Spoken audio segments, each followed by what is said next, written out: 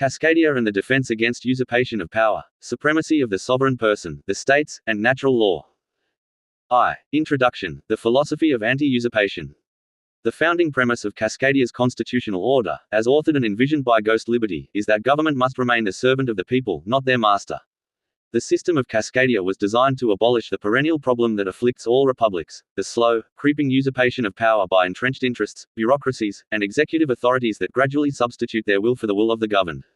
In the Cascadian model, supremacy belongs not to the federal government, but to natural law, the sovereign person, the states, and the collective will of the people.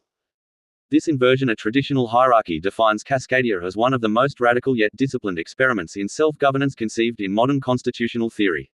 It does not merely repeat the principles of the United States Constitution, it evolves them.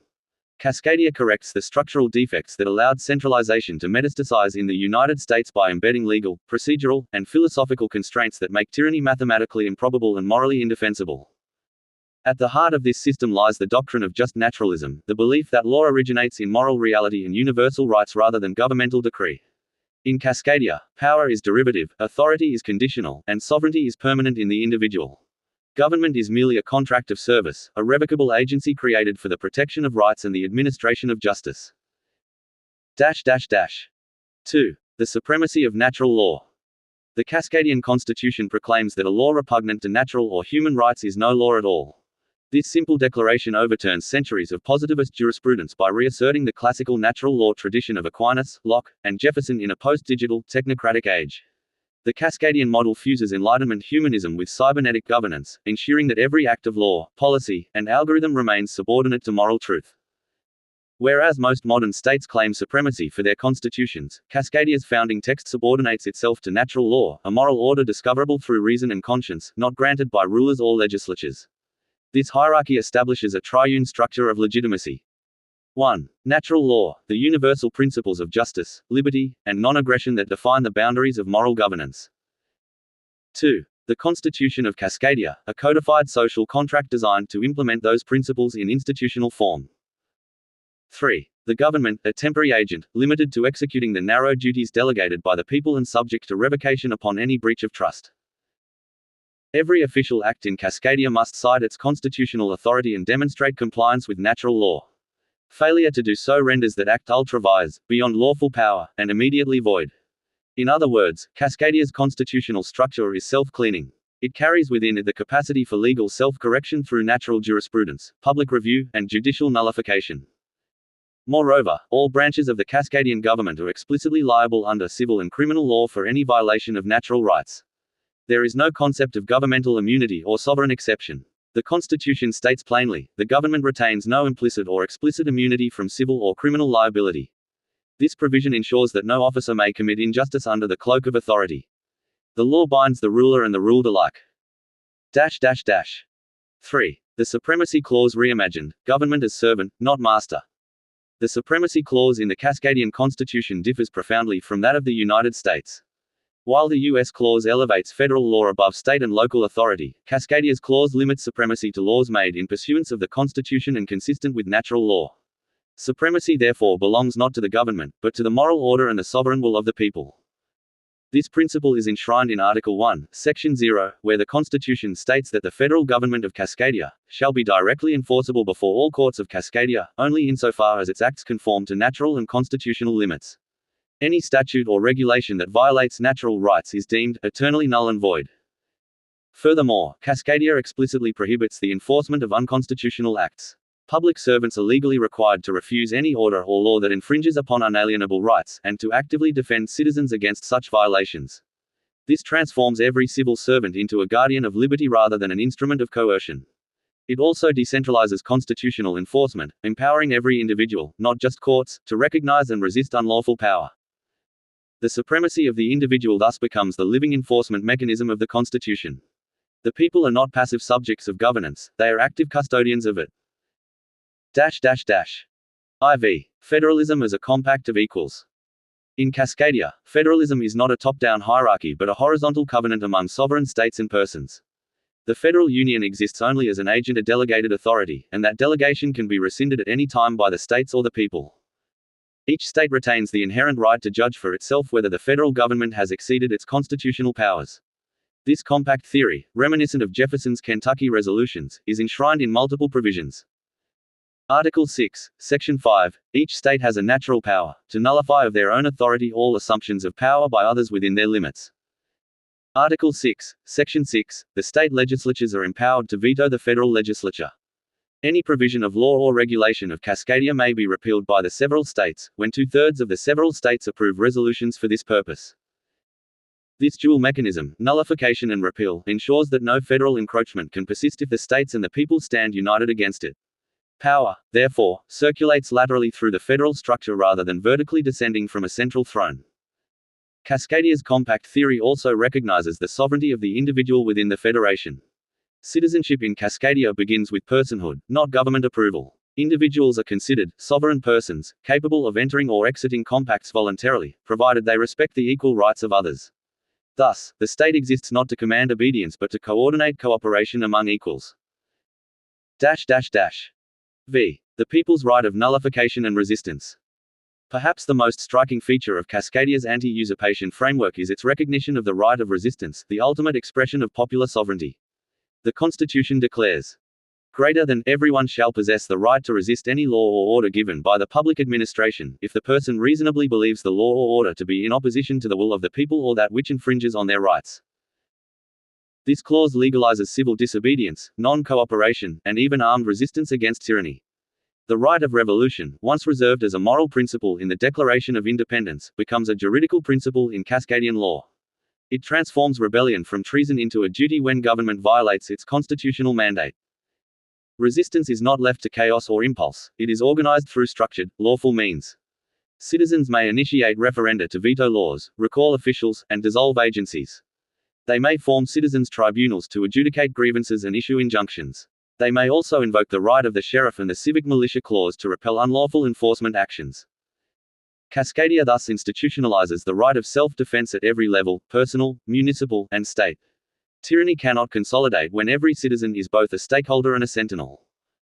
VI. Constitutional self-correction, sunset clauses and algorithmic transparency.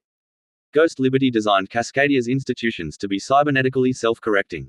All statutes, regulations, and executive actions must include a sunset clause, expiring automatically unless reapproved through public review. This prevents the accumulation of outdated or self-serving legislation. Bureaucracies, the usual breeding ground for authoritarian inertia, are kept in perpetual flux, accountable, transparent, and temporary. Every law must also cite its exact constitutional basis, and all legislative deliberations must be recorded and published in real time. Citizens have direct access to this data and can challenge the validity of laws through citizen audits and referenda. The concept of algorithmic governance, unique to Cascadia, extends these checks into the digital realm. Algorithms used in public administration must be open source, peer-reviewed, and certified by an independent council of sovereign persons to ensure compliance with the non-aggression principle. The people may audit, fork, or retire any government algorithm through referendum. In effect, Cascadia transforms artificial intelligence from a potential instrument of control into a tool of democratic transparency. 7. Accountability and liability, no one above the law. Cascadia abolishes the ancient doctrine of sovereign immunity. All public officials, from the president to local clerks, are fully liable under civil and criminal law for any injury or violation of rights. The Constitution explicitly states that they are subject to the same civil and criminal laws as the people whom they enforce them upon. This principle extends to judicial actors as well. Judges who issue unlawful rulings can be impeached, prosecuted, and personally fined. Legislative members who pass unconstitutional laws may face removal or loss of office by popular recall. Executive officers who knowingly violate rights may face life imprisonment for treason against the people. In Cascadia, authority is not a shield, it is a trust. Every misuse of that trust is not merely an ethical failure but a criminal act. This legal symmetry eliminates the caste distinction between ruler and ruled that defines most political systems. The government cannot be above the law because it is the law's servant. 8. The people's institutions, direct democracy and the Tao framework. Cascadia's meta-constitutional design integrates modern technology with ancient republicanism. The people are not mere electors but participants in every stage of governance through decentralized digital institutions known as DAOs, decentralized autonomous organizations. These serve as transparent, participatory platforms for proposing, amending, and auditing laws. The DAO of DAOs D infinity D, described in Ghost Liberty's meta-governance model, functions as a recursive network of local, county, district, and federated DAOs. Through this system, citizens engage directly in policymaking, budget allocation, and oversight. Every action is recorded on a public ledger, ensuring incorruptible accountability. Moreover, citizen initiative and referendum rights are constitutionally protected. The people can veto legislation, dissolve agencies, or amend the constitution itself through direct vote. This mechanism ensures that sovereignty remains dynamic and participatory rather than theoretical. Through these digital extensions of the town hall model, Cascadia transforms governance into a living organism, responsive, self-correcting, and incorruptible by secrecy. IX. The militia and the doctrine of armed sovereignty. One of the strongest bulwarks against usurpation in Cascadia is the universal right to bear arms, enshrined in Section 19 of the Constitution. It asserts that the right of all persons to defend themselves, others, and their property, against any aggressor, including government agents, is unalienable. This provision defines the militia not as a government-controlled force, but as a decentralized, civilian-based militia essential to liberty. The people are the militia. They are authorized to organize, arm, and train independently of government oversight. The doctrine of armed sovereignty thus prevents the formation of a monopoly on force, a precondition for tyranny. Furthermore, Cascadia explicitly forbids disarmament policies, weapon registries, or restrictions based on classification. All arms, from hand tools to military-grade technology, fall within the domain of personal liberty. This is not a culture of violence but of balance, the assurance that power remains distributed, not concentrated. X. The role of the states as co-guardians of liberty. While the individual stands as the primary unit of sovereignty, the states form the institutional bulwark against federal overreach. In the Cascadian Federation, each state functions as a sovereign entity capable of enforcing constitutional limits through its own courts, legislatures, and executive agencies. States can refuse to implement unconstitutional mandates, interpose against federal enforcement, or call conventions to reform or dissolve the federal compact. The state legislatures may even repeal federal laws by two-thirds concurrence. This effectively converts the federation into a permanent negotiation of consent, where power must always be justified, never assumed. Cascadia also mandates equal rights, privileges, and duties for all states. No state may be reduced to vassal status. This equality preserves balance in the Union and prevents central domination, ensuring that political gravity remains distributed across the bioregional landscape. 11. The judiciary and the doctrine of living natural law. Cascadia's judiciary is explicitly tasked with defending natural law, not expanding state power. Judges must interpret all statutes in light of the Universal Declaration of Human Rights and the International Covenant on Civil and Political Rights, unless inconsistent with the Constitution. Unlike in other systems where judicial review often becomes a tool of political manipulation, Cascadia's courts are accountable to citizens' high tribunals, panels composed of randomly selected citizens empowered to overturn judicial misconduct. This democratization of review prevents oligarchic consolidation within the judiciary itself. Moreover, no decision of the court may create precedent that diminishes individual rights. The Constitution expressly forbids doctrines of qualified immunity, state secrets, or judicial supremacy over the people. Law in Cascadia lives only so long as it harmonizes with natural justice. 12. Transparency, open source governance, and the death of secrecy. The Constitution mandates total transparency of public administration. Every law, decision, budget, and policy must be published in open formats accessible to all citizens. Secret laws and classified executive orders are constitutionally prohibited except under immediate wartime necessity, and even then must expire within 1 year unless renewed by citizen referendum. Government software, hardware, and data are open source by law. The people retain the right to audit any system, including those concerning national security, provided they do not directly endanger ongoing defensive operations. This eradicates the informational asymmetry upon which authoritarian systems depend. The philosophy behind this transparency is simple: a government that cannot hide cannot rule unjustly. Knowledge becomes the armor of liberty. 13. Economic and structural safeguards against centralization. Cascadia's economic design reinforces its political decentralization. It abolishes general taxation, replacing it with targeted levies on excessive wealth, land monopoly, and automation-derived profits. This prevents government from sustaining itself through coercive extraction and aligns its revenue with the protection of natural balance. Public projects are required to use local, renewable, and open-source resources. Bureaucratic expansion is constrained by constitutional efficiency requirements and public performance audits. By minimizing dependency between citizens and state institutions, Cascadia starves tyranny of its most vital resource, financial control.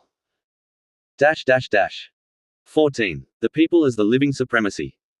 The ultimate check on government in Cascadia is the people themselves. Through their rights of initiative, referendum, recall, audit, and resistance, they act as the perpetual legislature, judiciary, and enforcer of constitutional order. Supremacy, therefore, resides not in a written document but in the moral and active participation of the citizenry. Every individual is both subject and sovereign, bound by law yet author of it. This civic duality transforms governance from a vertical command structure into a horizontal network of mutual responsibility. In the Cascadian ethos, liberty is not granted, it is practiced. The Constitution exists only insofar as the people embody it. The moment they cease to exercise their rights, tyranny returns, not through invasion, but through neglect. 15. Conclusion: eternal vigilance as the price of sovereignty. Cascadia stands as a philosophical and constitutional renaissance. It restores the moral architecture of republican liberty while adapting it to the realities of a digital age. Its supremacy clause, federal compact, and natural law framework converge to create a government incapable of permanent usurpation. Power circulates, dissolves, and reforms in continuous dialogue with the people. By design, Cascadia ensures that no institution can ever rise above its creators. Supremacy belongs to the cosmic order of natural law, to the sovereign individual who lives within it, and to the communities of free states that form the federation. The government exists only as a transient executor of the people's enduring will. In Ghost Liberty's words, Cascadia is not merely a nation, it is a firewall against tyranny, a republic of sovereign persons, and a living testament to the eternal truth that freedom is the natural state of humanity. We the people, preferring the tumult of liberty and dangerous freedoms over the peaceful quietude of slavish servitude, establish Cascadia as an assurance and insurance to ourselves and the generations to come.